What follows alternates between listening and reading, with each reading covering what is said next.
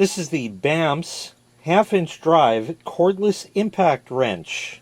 Let's take it out of the box.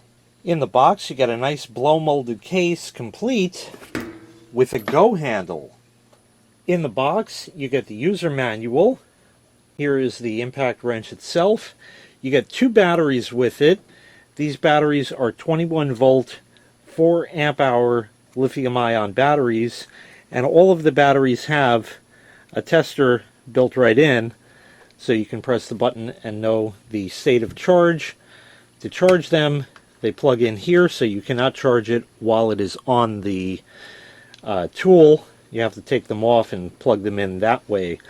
They give you a belt clip for it, complete with a securing screw, and they give you 4 sockets over here, 17, 19, 20, and 21 millimeter. You also get a 1/4 inch adapter along with 6 bits. You have 2 Phillips, 2 flat, 2 Phillips, and 2 hex bits, Torx bits. These appear to be Torx bits. So those are there. And then you get 4 O-rings and 4 pins, and I'll show you all about that. Let me tell you a little bit more about the tool, and then of course I'll show you how it works, and of course then we will test it out. So this tool will spin at up to 3200 RPM, and it has 3 different speeds that you can select from. It can put out up to 480 foot-pounds of torque. I'm in the US, so we're going to be talking foot-pounds throughout this video. The motor in it is a brushless motor. That means lower noise and longer life than your traditional brushed motor. And in the reverse mode, it has a brake stop to avoid losing the hardware that you're removing, whether it be a bolt or a nut. I'm going to demonstrate that to you. So let me show you how this all goes together here now. So here's the tool. We'll take a battery, and that just slides on right over here. Just line it up, and it slides on, and then you have your forward and reverse, just like any other typical drill. That was the brake stop. We'll talk more about that in a minute. Your speed. So you have 3 different speeds, but of course that's all adjustable within, because as you squeeze the trigger,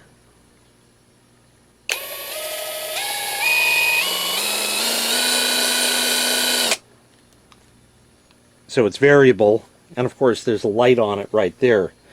For the socket, to put that on, we'll take the socket here, and you're going to grab one of the O-rings. You put that over the socket, and I'll show you why you need, or I'll explain why you have to do this in a minute. You don't have to if you don't want. It'll work just like this, because as you notice, there's a hole through it, okay, for the pin, and a hole in the drive. So you line up the holes like that and work it on. There we go, just like that. So with that done, then you're going to go ahead and put the pin through. Now if you don't put the pin through, it's going to work just fine. That'll work fine like that. What's going to happen is if you put this on lug nuts, and maybe your lug nuts aren't quite hexagonal as they should be, what's going to happen is it may grab the lug nut, and then when you go to pull it off, the lug nut is going to be stuck in the socket. And doing that, it's not fun getting it out. So then you grab the pin and stick that through. You want to do it sideways like this, okay, because if you do it straight up and down, the pin's going to fall right through and you're going to lose it. So if you see I have the pin in there and then roll the O-ring down, now this socket is locked on to the tool, so in the event that a lug nut or any other bolt or nut gets stuck in here, it's not a problem. You can go ahead and remove that from here pretty easily just by doing a little dance with it, and it'll come off. What we're seeing here is the reverse stop. So let's say you have this on a particular bolt.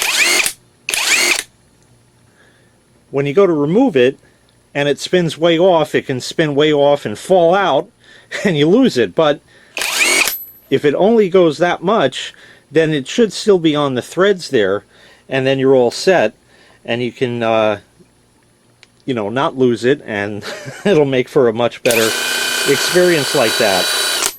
So there's that. Now let me explain torque and all of that. Torque is how tight something is, and like I said, this can put out 480 foot-pounds.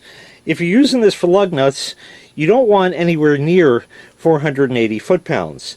That's what the tire monkeys do when you go in and have your car serviced or get new tires or brakes or anything like that. And what they're going to do is they're going to put their impact gun on, which typically is run on air, and you're going to hear... Don't do that, by the way, but each of those tick, tick, tick, tick, tick, that hammering sound at the end is getting the bolt tight and then hammering it just a little more, just a little more, just a little more, just a little more, just a little more, and that's how it tightens it like that. In the reverse mode, you want full torque on that, because that way it'll get the tire monkeys way over tightened nuts off of your wheel without any problem. But putting them on, typically the lowest speed like that is going to be fine, and you don't want to use the high speed because that's going to way over tighten them. And if you're stuck out with a flat tire and all you have is that dinky little tire iron that comes with the car, there's no way you're going to break that loose. Anyway, with that, the 1/4-inch adapter goes onto the tool in much the same way as the sockets do. Okay, there's a pin through there. You can put a pin through there if you want, but you don't need to. And this has a collar you pull back, insert the bit that you want, and it locks in. And then you can drive hex screws, flat screws, or Phillips screws. That's going to be useful in like putting a deck, if you're building a deck or something like that. And if it uses Phillips screws like that, because this can really help out when you have a screw that's like this long going through wood. It gets impossible to turn, and you need something like an impact gun like that to drive those in, or sometimes even take them out. Anyway, with that said, let's go ahead and take this out to the car and we'll test it out. So here is your average car, your average wheel, and your average lug nuts. We're going to go ahead and take one of the lug nuts off. You can do this if you're doing just one without having to jack up the vehicle. You will notice this car also has wheel locks. Do not use an impact gun on wheel locks. If you do, you'll only use it once, and then you'll be looking for new wheel locks or another way to get that off of your car. So always do that by hand. What we're going to do is take off one of the lug nuts here. I have this in reverse. We'll turn on the auto stop. Get that on here. And it was so fast that it didn't need to even stop. Just like that, it took it right off. So that's nice and easy there. That was already torqued to 76 foot-pounds on my torque wrench right over here, and we're going to play with that now. So what we're going to do is put it into forward and put that on the lowest speed. We'll now stick it on, and now that's on there. So now if I go to the other side so I can operate the torque wrench, we can put that on, and I'll sort of feel it to see what it feels like to me. Well, that is at least 76 foot-pounds. This car, the lug nuts are specified at 76 foot-pounds, so that's what I had it torqued to before. I'm going to turn that all the way up to 90 now, and we'll see what that feels like.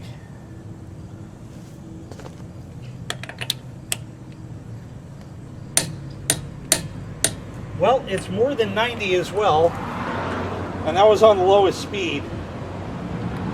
We'll take her up to, take it up to 110 over here and see what that's going to do as far as it being able to remove it. So there's 110 right there. And remember, this was on the lowest speed, so it is quite powerful.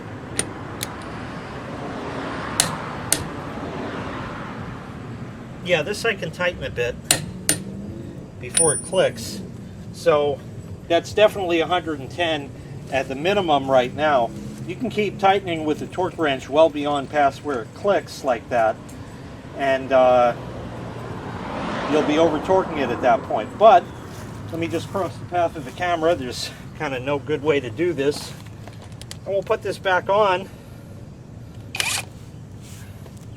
and see if we can remove it at 110.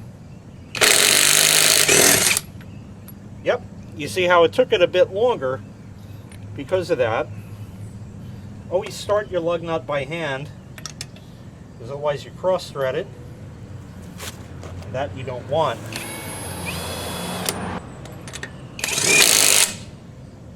And that's on. That's it. So that fast you can remove your lug nuts and put them back.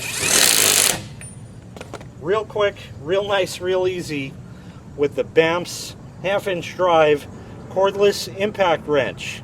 If you'd like to purchase this item, I'll leave a link in the video description where you can find the item available for sale on Amazon. Thanks for watching. Make sure you click like, make sure you click subscribe, and take care. We'll see you next time. Bye-bye.